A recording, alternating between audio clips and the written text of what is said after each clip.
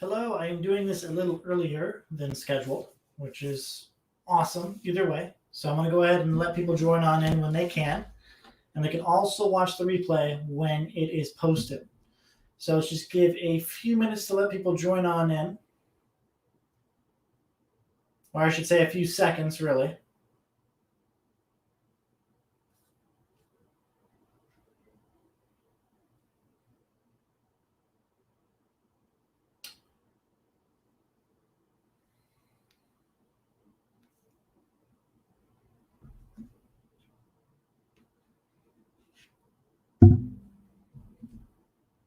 Okay, cool.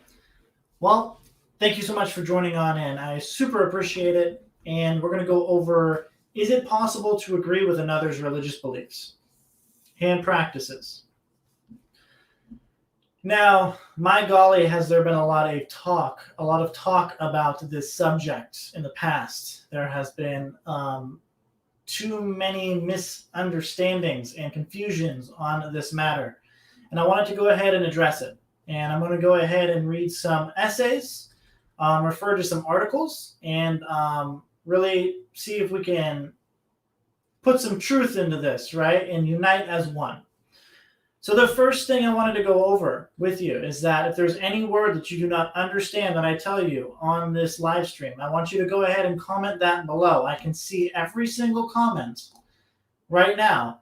If somebody were to comment right now and say hi or whatever, I can see it in front of me. So I want you to, if you have any misunderstoods, if you have a question, I do need you to go ahead and put that in the comment section below so I can answer that.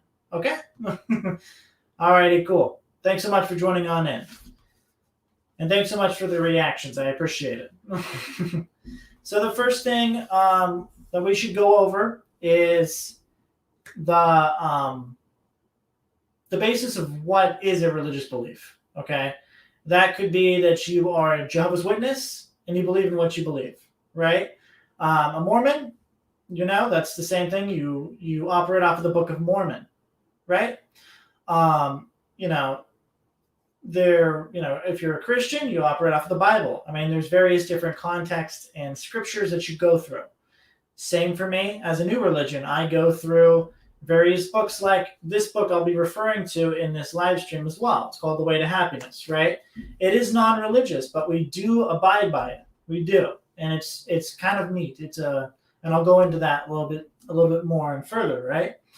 So we have that to go over. If you do want to know what I do in my background, I have written a bunch of books. It's a whole series of books, over 700,000 words, and you can find those books. There's a ticker at the bottom of this video, and it says "Get my book series: Exposing Those Who Attack New Religions" at exposingcrimes.com. So you can find that out for yourself and get your series today and operate and have a lot of fun. Alrighty, cool. So the next thing I wanted to go over is an essay. It's called Unite and Win. This is the reason why I would want to do a live stream on this topic, because it's very, very needed. So it was written on 13 June 1969, and it's called Unite and Win. Okay, so there are innumerable independent groups and societies in the West who are fighting to halt the encroaching tyrannies and oppressions which menace the West. These single voices are relatively ineffective only because each seeks to act alone. The enemy is the utopia-minded social and economic planner whose arrogance is destroying the cultural standards of the people and supplanting them with the untried and insane concepts of total social control. The West was made by free men. It is being unmade by tyranny. At the hand of most government leaders today are social or economic agencies which seek to impose unsound and unproven controls upon a formerly free society. As and when he takes office, the politician is promised a rosette and marvelous results by men who could not manage a petty cash account or control a puppy if their lives depended on it. And that says a lot right there, right? These wild bright-eyed utopians have all but destroyed Western universities, Western economies, and Western civilization. Each protesting public body is crying out at its own particular oppressor. Yet all these oppressors together are the real collective target. Public groups should unite in a forum and choose their particular target and then apply all efforts at righting that type of wrongness by united effort. Then they should choose another target and handle that. So you can take that into the context of religion, right? If all religions combine to one simple target, which is to spread, their scripture, or to just help. That is the main thing, helping people, right? If all religions came together and helped in a certain aspect or area in a civilization, well, then you'd get a better society, right? It would be improving, right? There would be an improvement. You would see it.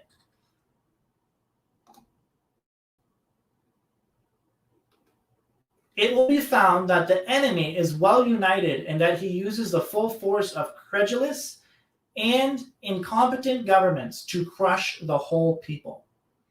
It is not a symptom of the times that things are going wrong in the West. They are carefully planned that way. Each public group that is protesting is today divided from the rest so that no united public voice calls erring agencies to account. In the West, our affairs are in the hands of experimenters in social control. The result is disorder and disaster. There is such a thing as Western government, devoid, as it is used to be of social and economic utopians. In one way or another, every protesting group has as its purpose the halting of further faulty experimentation and the restoration of the sound and wise policies in government. While we still have something left for which to fight, all public societies and groups should unite to halt the tyranny and oppression which threatens to engulf us and destroy forever the society on which we depend. The West came to greatness under the banner of liberty, but all liberties are gradually withered away where a public is not alert. Revolt is not the answer. Firm and united counseling of the government by groups which defend our culture and our liberty alone can serve us all. And that was written by philosopher L. Ron Hubbard.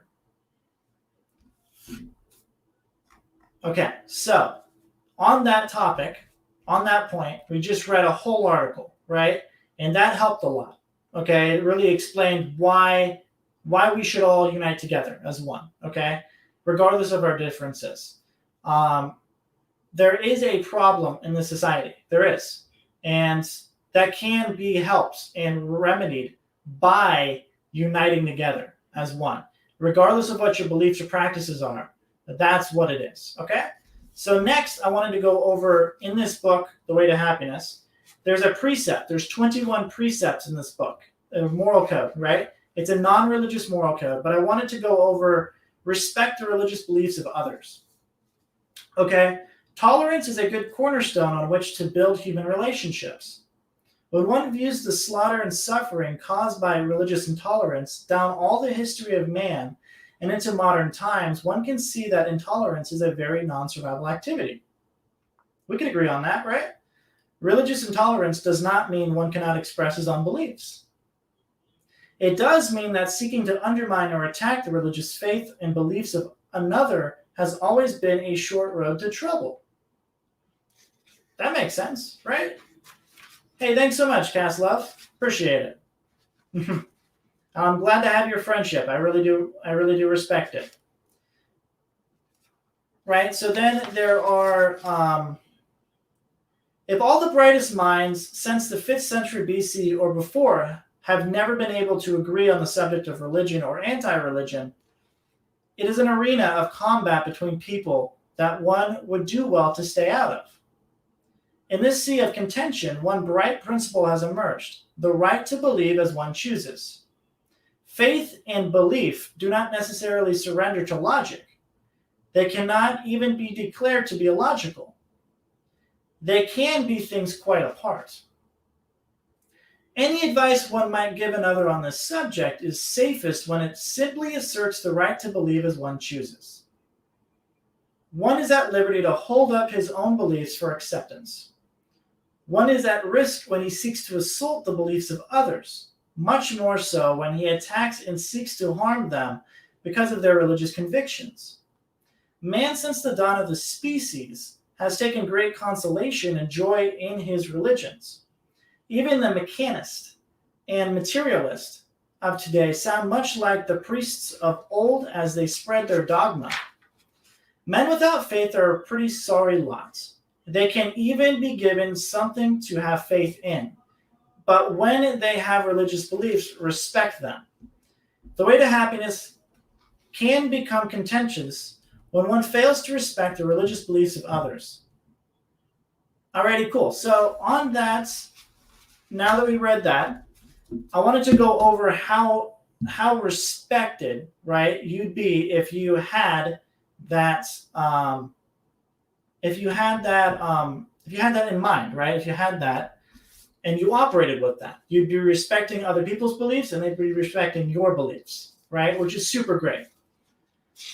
And that's how we actually unite and win. That's really how we do it, right? If all religions, regardless of their beliefs, practices, assumptions, whatever, right? If we all came together, I mean, if you're a Christian, I love you. If you're a Mormon, I love you.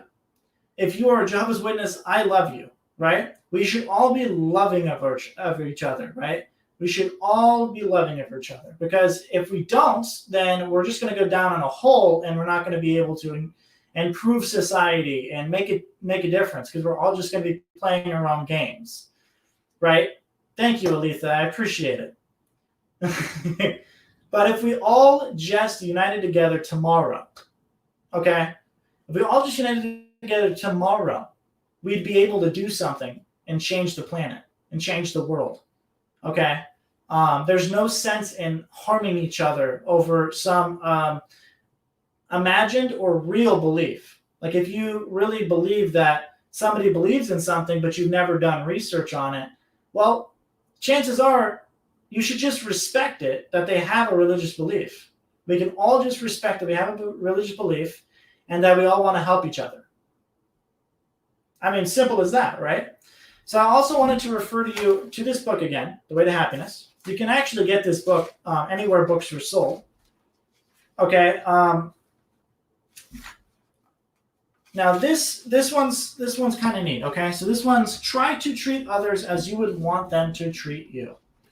Okay, so this is a positive version of the golden rule. I'm pretty sure you've heard of the golden rule, right? Don't be surprised if someone seems to resent being told to be good. But the resentment may not come at all at the idea of being good. It may be because the person factually has a misunderstanding of what it means. One can get into a lot of conflicting opinions and confusions about what good behavior might be. One might never have grasped, even if the teacher did, why he or she was given the grade received for conduct. One might even have been given or assumed false data concerning it. Children should be seen and not heard. Being good means being inactive. However, there is a way to clear it all up to one's complete satisfaction. In all times and in most places, mankind has looked up to and revered certain values. They are called the virtues. They have been attributed to wise men, holy men, saints, and gods. They have made the difference between a barbarian and a cultured person, the difference between chaos and a decent society. It doesn't absolutely require a heavenly mandate nor a tedious search through the thick tomes of the philosophers to discover what good is. A self-revelation can occur on the subject.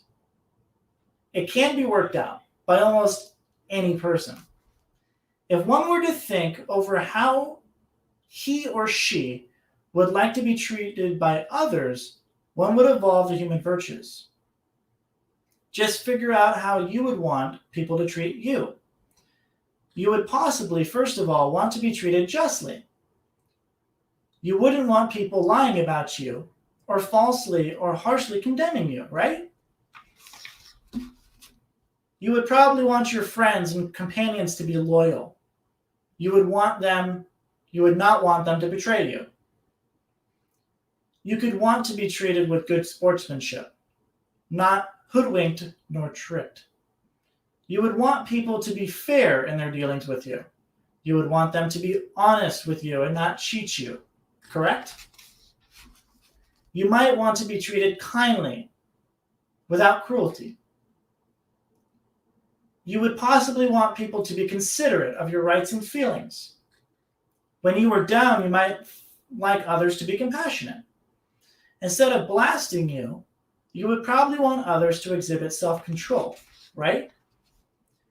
If you had any defects or shortcomings, if you made a mistake, you might want people to be tolerant, not critical.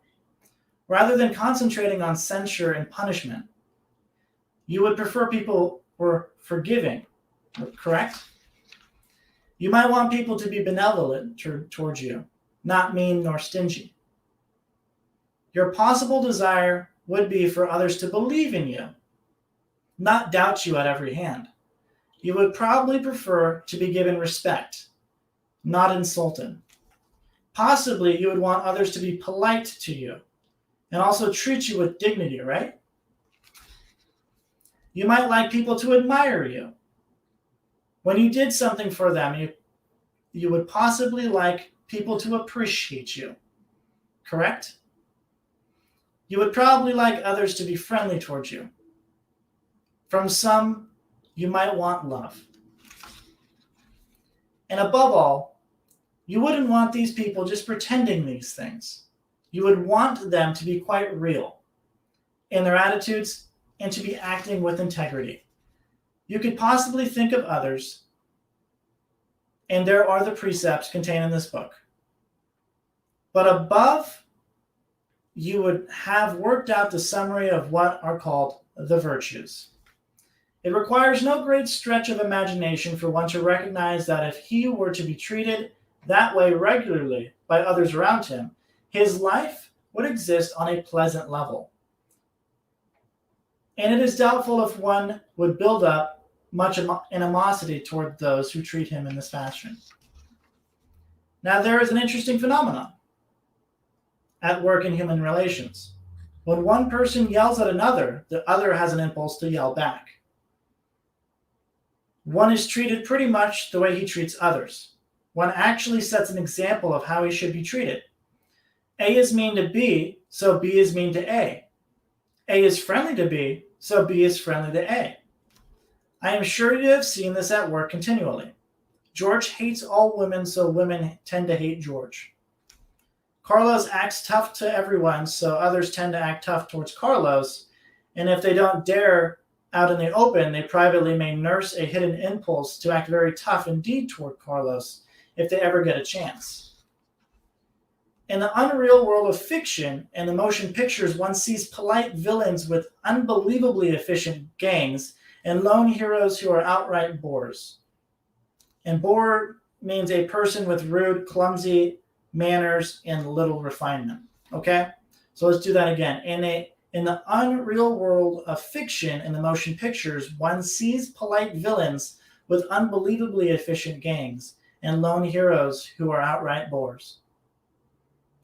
Life really isn't like that. Real villains are usually pretty crude people, and their henchmen cruder. Napoleon and Hitler were portrayed right and left by their own people. Real heroes are the quietest talking fellows you ever met, and they are very polite to their friends. When one is lucky enough to get to meet and talk to the men and women who are at the top of their professions, one is struck by an observation often made that they are just about the nicest people you've ever met. That is one of the reasons they are at the top. They try, most of them, to treat others well. And those around them respond and tend to treat them well and even forgive their few shortcomings. All right, one can work out for himself the human virtues just by recognizing how he himself would like to be treated. And from that, I think you will agree, one has settled any confusions as to what good conduct really is. It's a far cry from being inactive, sitting still with your hands in your lap and saying nothing. Being good can be a very active and powerful force. There is little joy to be found in gloomy, restrained solemnity. When some of old maiden to seem it to be practiced virtue required. Let me go ahead and say that again. When some of old made it seem that to practice virtue required a grim and dismal sort of life, they tended to infer that all pleasure came from being wicked. Nothing could be further from the facts. Joy and pleasure do not come from immorality. Quite the reverse. Joy and pleasure arise only in honest hearts. The immoral lead unbelievably tragic lives filled with suffering and pain. The human virtues have little to do with gloominess. They are the brightest face of life itself. Now, what do you suppose would happen if one were to just try to treat others around them with justness, loyalty, good sportsmanship, fairness, honesty, kindness, consideration, compassion, self-control, tolerance, forgivingness, benevolence, belief, respect, politeness, dignity, admiration, friendliness, love, and did it with integrity? It might take a while, but don't you suppose that many others would then begin to try to treat one the same way? Even allowing for the occasional lapses, the news that startles one half out of his wits, the burglar one has to bop in the head, the nut who is driving slow in the fast lane when one is late for work. It should be fairly visible that one would lift oneself to a new plane of human relations. One's survival potential would be considerably raised, and certainly one's life would be a happier one. One can influence the conduct of others around him. If one is not like that already, it can be made much easier by just picking one virtue a day and specializing in it for that day. Doing that, they would all eventually be in. Aside from personal benefit, one can take a hand, no matter how small, in beginning a new era for human relations. The pebble dropped in a pool can make ripples to the furthest shore. The way to happiness is made much brighter by applying the precept, try to treat others as you would want them to treat you. All right. Well, there's a lot to take from that one. So I'm going to leave that with you, and you're going to go ahead and just look at that for yourself. I can hate you, but I'm not going to hate you. Okay? I can love every single person of religion, and I do. I really do. I love Jehovah's Witnesses, Christians, Muslims, Jews, Hindus, Buddhists, Sikhs, and even those with no religious affiliation. Okay? And you can too. Okay? So attacking somebody for their religious beliefs really isn't the solution. Okay? Treat others the way you want to be treated. And the rest is history. Okay? So we're going to go ahead and end it there. Okay? And I want you to refer to this video. I want you to go back and I want you to listen to the Unite and Win one more time. One more time. I want you to really get that for yourself because it's very, very important. If we all united, we'd win as a team. We can't win with just one person or with one group. We have to be the group, okay? We have to all unite. All religions need to unite. If we're going to change the world, we all need to unite. We all need to push our hesitations and our assumptions away. Okay? We all just need to unite and win. We can do it. It's not impossible. I've done that with all of my friends. and you can too. And I look forward to receiving messages and comments and all of these different communications from you guys, because regardless of your religion, I want to talk to you. And I want to see if we can unite on something. And I want to see if we can talk on something. Okay? Alrighty, guys. It is not impossible to unite as one to help people, because we can all help people from any background of life. Doesn't matter what the classification of a group you're part of. Doesn't. We can all unite as one and help people. And that's what I'll leave you with. Thanks so much, guys, for tuning on in. I super appreciate it. And if you liked this live stream on all of the platforms I am streaming on right now, go ahead and subscribe, like this, comment on this. Tell me what you feel, because I really want to communicate and find out what your views are on this. Alrighty. Thanks so much. We'll talk soon. All right. Bye.